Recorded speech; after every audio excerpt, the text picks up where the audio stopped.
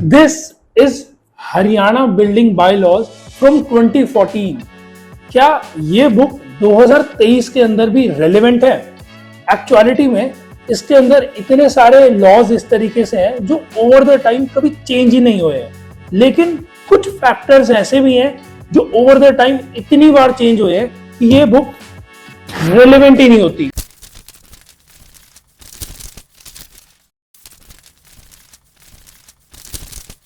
Last जो change in bylaws में आया था वो 2022 में आया था, जब एग्जिस्टिंग ग्राउंड कवरेज को और फ्लोर एरिया रेशियो को बढ़ा दिया गया था इन टर्म्स ऑफ एरिया जो आप लोग कंस्ट्रक्ट कर सकते थे as per the ground coverage area before 2022। But the latest change in the building bylaws was this year, जब 2023 के अंदर नया लॉ आया कि स्टिल्ट प्लस 4 मंजिल जो बिल्डिंगें बनती थी अब वो ना बन के स्टिल्ट प्लस 3 ही बना करेंगी। हाँ, अरे वही गुड़गांव में लिया हमने प्लॉट यार, हम चारों भाई अब मिलके वहीं रहेंगे। हम 4 मंजिल बनाएंगे, अपना अलग अलग घर सबका, और बढ़िया बंटवारा हो जाएगा। क्या सरकार ने चौथी मंजिल बैन कर दी?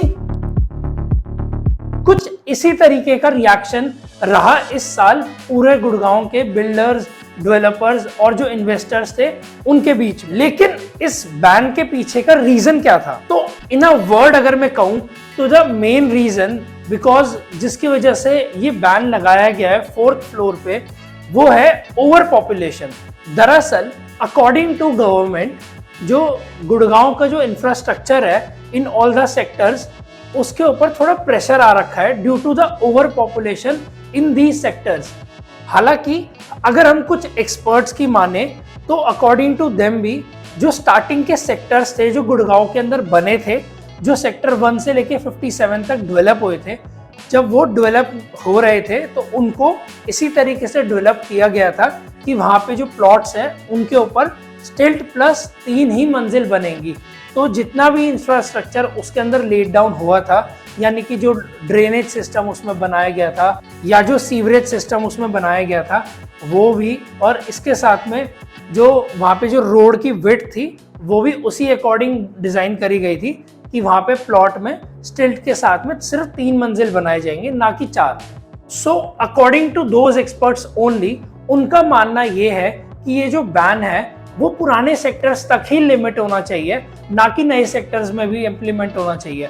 बिकॉज जो नए सेक्टर्स बने थे आफ्टर 57, वो सारे सेक्टर्स इसी तरीके से डिजाइन किए गए थे कि वहां पे जो प्लॉट है उनके ऊपर स्टिल्ट प्लस 4 मंजिल बनेंगी।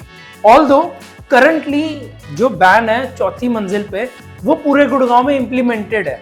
अगर ये इम्प्लीमेंट ही रहता है और कोई भी मॉडिफिकेशन इसमें नहीं आती तो इसके अंदर क्या प्रोज होंगे, क्या कॉन्स होंगे? पहले अगर हम प्रोज देखें तो जो सबसे पहला प्रॉफिट इससे होने वाला है वो ऑब्वियस ही बात है कि ओवर पॉपुलेशन कम हो जाएगी, तो जो क्राउडेड स्पेस है सेक्टर्स के अंदर और जो इंटरनल रोड्स वगैरह है उसके ऊपर और प्रेशर नहीं आने वाला। सेकेंडली जो प्रॉफिट होने वाला है इस डिसीजन से वो कुछ इंडिविजुअल आर्किटेक्ट्स को जरूर होगा, क्योंकि जैसे गुड़गांव में जो कंस्ट्रक्शन वगैरह होती है वो थोड़ी बिल्डर ओरिएंटेड ज़्यादा हो गई है ओवर द टाइम, और जो एग्जिस्टिंग इंडिविजुअल आर्किटेक्ट्स हैं उनके लिए जो अपॉर्चुनिटीज़ है गुड़गांव में वो कम है एट द मोमेंट। लेकिन वहीं अगर ये बैन इम्प्लीमेंट रहता है तो जो नए बिल्डर्स हैं जो इन्वेस्ट करते हैं अपना पैसा, वो ऑब्वियसली थोड़ा सा अपना पैसा वापस खींच लेंगे, तो इवेंचुअली जो मार्केट है उसके अंदर थोड़ा सा स्पेस मिल जाएगा कुछ इंडिविजुअल आर्किटेक्ट्स को ब्रीथ करने के लिए। वहीं अगर हम कॉन्स की बात करें तो कॉन्स की लिस्ट जो है वो बहुत लंबी है। तो जो पहली प्रॉब्लम होने वाली है वो उन सब बिल्डर्स और डेवलपर्स को होने वाली है जिन लोगों ने अपना पैसा इन्वेस्ट करा था इन प्लॉट्स, ये देखते हुए अपनी कैलकुलेशन करते हुए कि 4 मंजिल के हिसाब से वो लोग अपना प्रॉफिट किस तरीके से डिस्ट्रीब्यूट करेंगे और किस तरीके से कंस्ट्रक्शन करेंगे एंड ऑल। सेकेंडली जो गुड़गांव में प्लॉट्स हैं उनके ऊपर जो इन्वेस्टमेंट है कई बार 4-4 लोग भी मिलके करते थे ताकि जो 4 फ्लोर है वो आपस में डिवीजन हो जाए। अब वहीं पे उन 4 लोगों को अपना जो डिवीजन है वो 3 अपार्टमेंट्स में करना पड़ेगा, जो ऑब्वियसली थोड़ा मुश्किल काम होने वाला है। थर्डली जो प्रॉपर्टी के जो प्राइसेस हैं वो ऑब्वियसली शूट अप होने वाले हैं, बिकॉज जो फ्लैट्स थे वो थोड़े कम हो जाएंगे गुड़गांव में जो अवेलेबल थे एट द मोमेंट। फोर्थ जो नेगेटिव इम्पैक्ट होने वाला है वो उन स्पेशल लोगों को होने वाला है जिन लोगों ने दीनदयाल आवास योजना टाइप में इन्वेस्ट किया था, प्लॉट खरीदे थे, या जो ई ऑक्शन के थ्रू जो नए प्लॉट लिए गए थे अभी रिसेंटली, उन लोगों को ये नेगेटिव इम्पैक्ट होने वाला है। Because at the time of purchase दोनों को ही ये बताया गया था कि अपने प्लॉट्स के ऊपर वो 4 मंजिल तक बना सकते हैं। हालांकि अभी करंटली ये चीज़ डिस्कशन में है कि गवर्नमेंट भी ये डिस्कस कर रही है कि ये जो स्पेशल लोग थे, जैसे जिन लोगों ने दीनदयाल आवास योजना में प्लॉट लिए या ई ऑक्शन के थ्रू जिन्होंने 2.64 एफएआर को देखते हुए प्लॉट में इन्वेस्टमेंट करी थी, उन लोगों के लिए इसमें छूट मिल सकती है अभी करंटली, और उन लोगों को ये परमिशन जो है 4 मंजिल बनाने के लिए मिल सकती है।